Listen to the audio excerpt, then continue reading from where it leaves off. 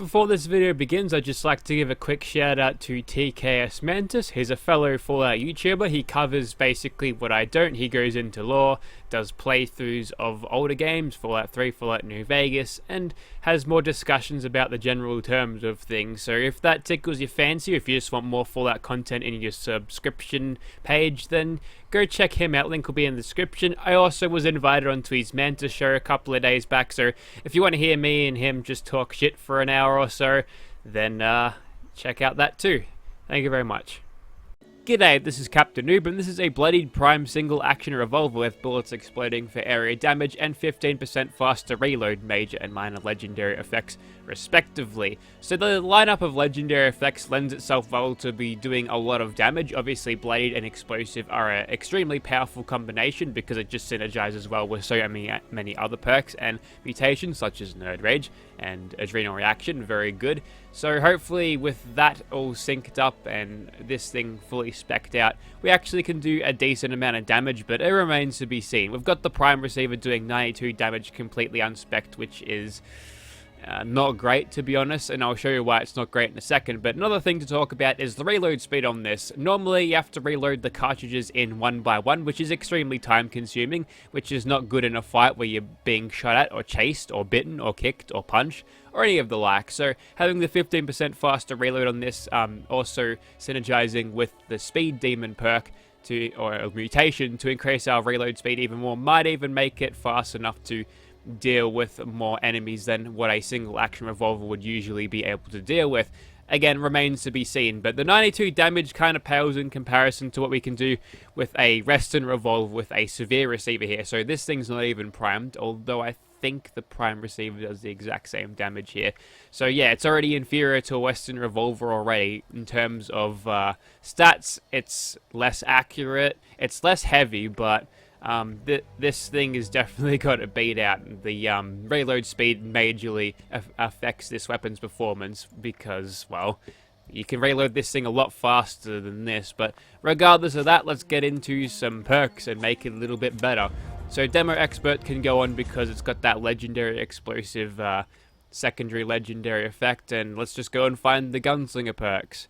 Haven't played on my Gunslinger character for quite a long time to do this, so I apologize for how friggin' long this is taking. And of course, Bloody Mess goes in luck. Serendipity is there to keep us alive. We've got better criticals because going for criticals with a weapon like this is kind of necessary. We want to get the most damage out of a shot as you possibly can. 4-leaf clovers to keep those criticals coming. Grim Reaper Sprint unfortunately is only at 15% to restore, but it'll happen once every 7 or so kills. So now we're doing 187 damage, trailing much further behind the Western revolver at this point.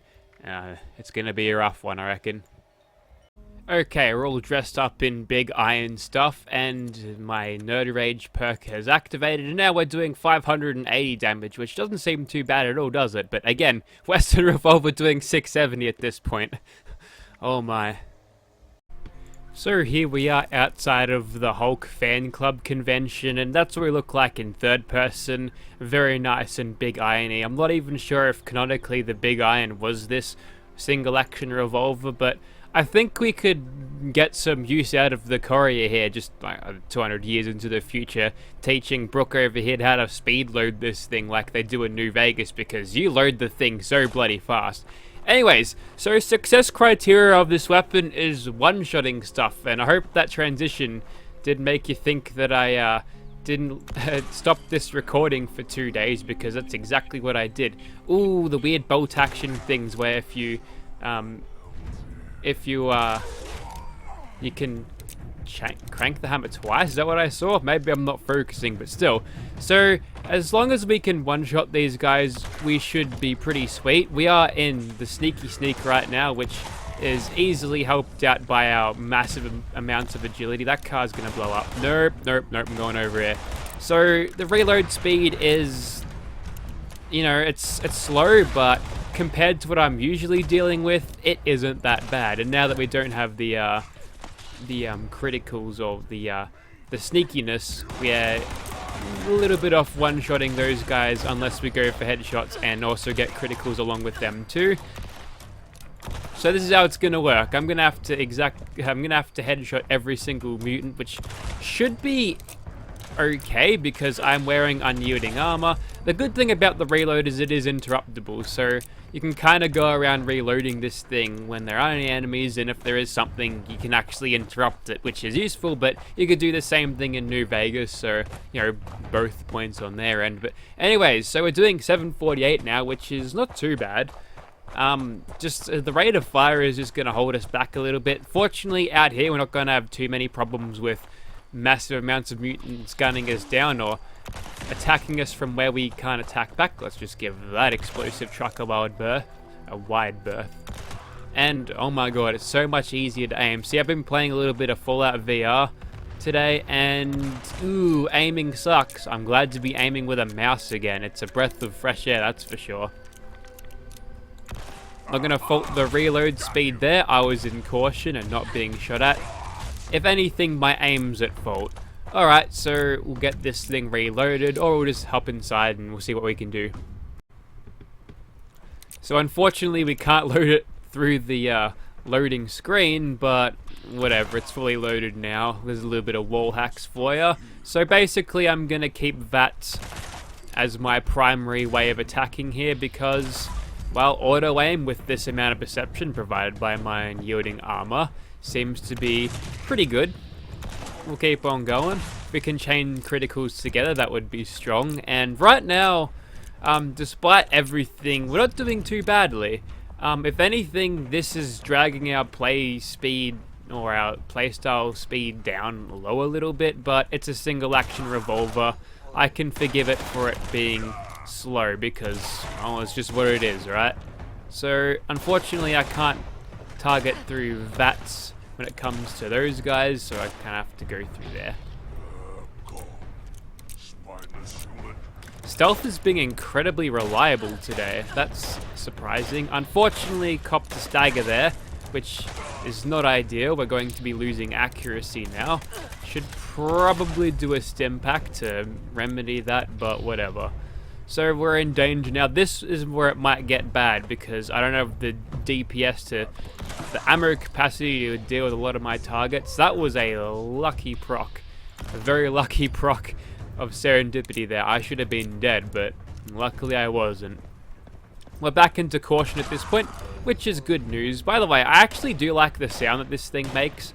I don't know why. I find the sound that the 44 Magnums in this game, Fallout 4, make just to be kind of generic and low quality. How the hell did that doggo get up there? Well, he wasn't going to get down easily enough, so that was a mercy killing at this point. What is with my limbs here?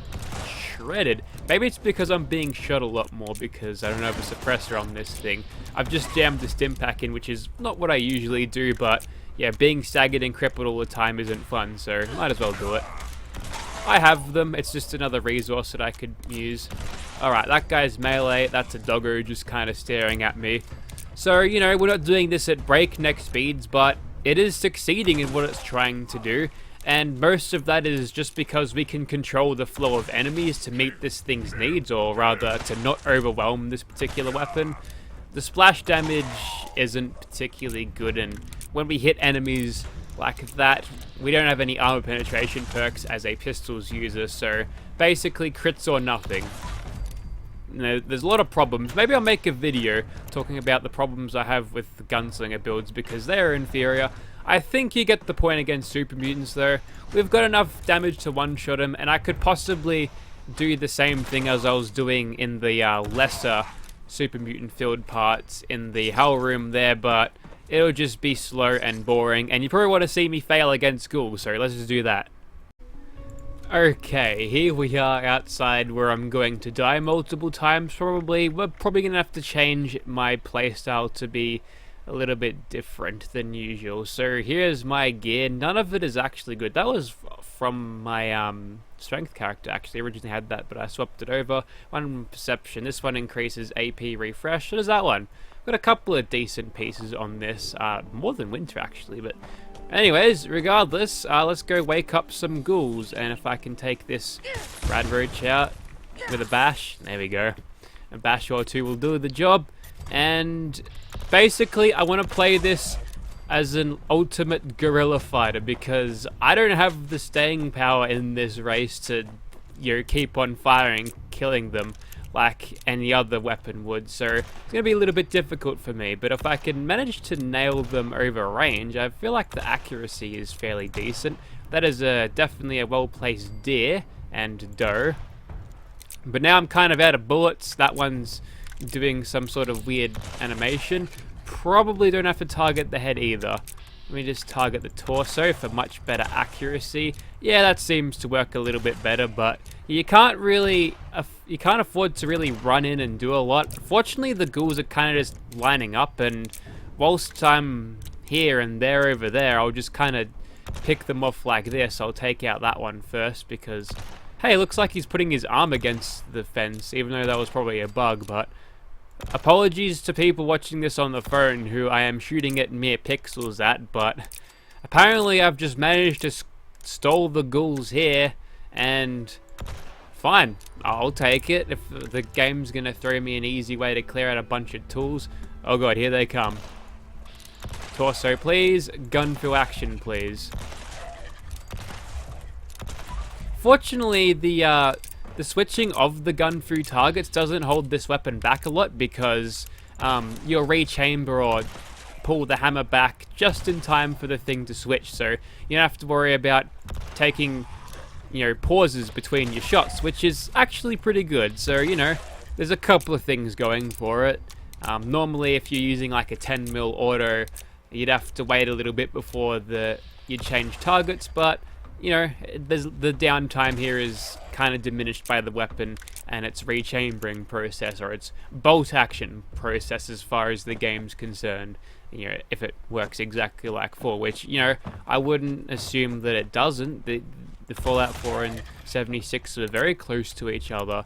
So what have we got left? We're still in caution. I'm thinking it's just the ones outside, which should be easy enough to deal with, but we've kind of had to slow our whole approach down compared to what we would with other weapons with a better mag capacity, a better fire rate, but we've made it work. It's just taken ages, and we've done it in old Big Iron style. If I was the courier using this revolver, well, if you've ever used Lucky, think about that, and think about how fast the courier can shove bullets into that and how fast it fires.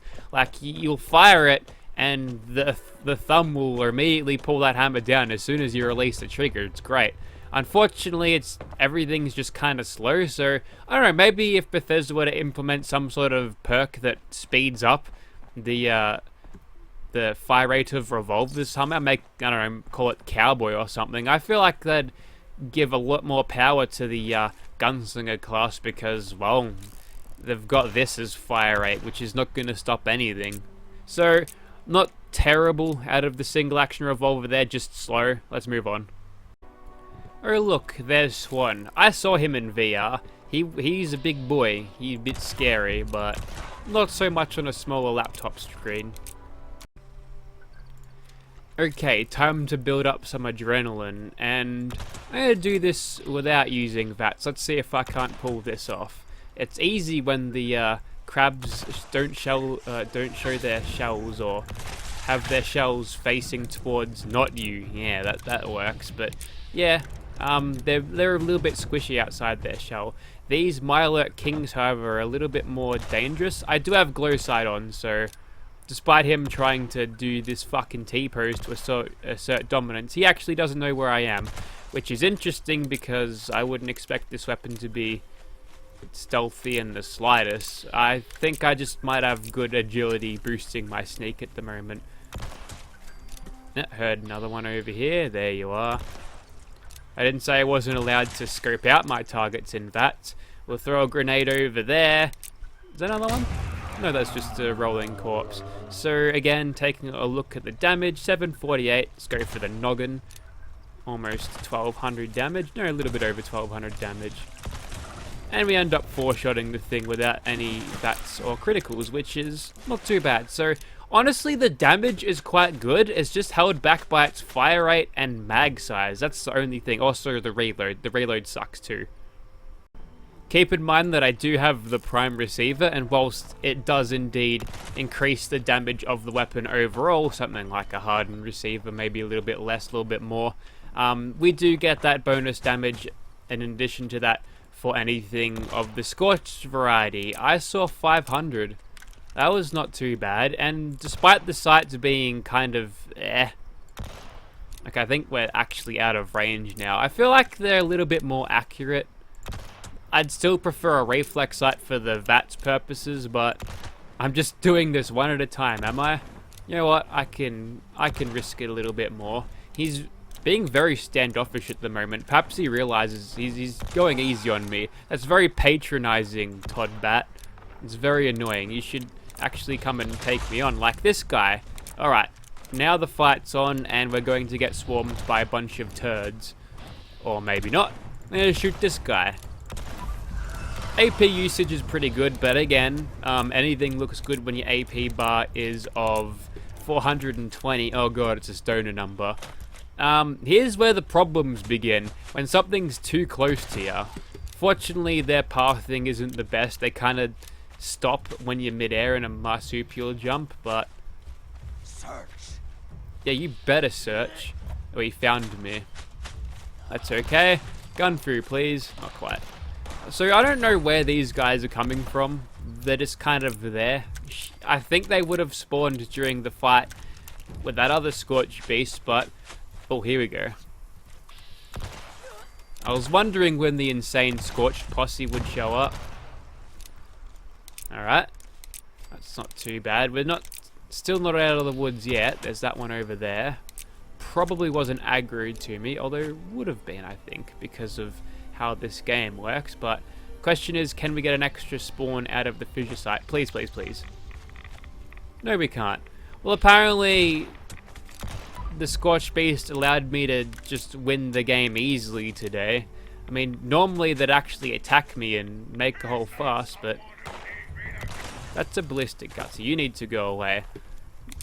Okay, so I think you get the idea of this thing. My playstyle was a lot more limited to what I usually is. Normally I just charge in and hit up VATS and rely on stealth, but I kind of stood back and, well, I just tuned my playstyle to what would make this thing work, and just slowing it down, low and slow, seemed to do fine. So in terms of the performance of a single action revolver, I don't think you can get better than this. This very well might be the best single action revolver in the game right now, you know, pending 4 or 5 star weapons eventually bump this off with extra effects in addition to these. But yeah, it's, I mean, for all the flaws, it is a mediocre weapon, but this is kind of making the best of the bad situation, and I'm inclined to say that I quite like this weapon, despite it, you know, being inferior to a lot of other weapons in this fucking 10 mil, for example. This thing would go a lot better, even without all of the damage perks it would boost the thing with Gorilla right now. This thing would still be more of an effective weapon, in my opinion, but you know, regardless of all that, I still found enjoyment using this weapon. Maybe it's because I want to play New Vegas again. If you'd like to see this in your game, fuck off, get your own. Go to Murmur, hit up Trade Central, Market 76, or go to some dodgy site and spend real money. But don't actually do that because they'll take your soul, and that's not good. Thank you for watching, guys.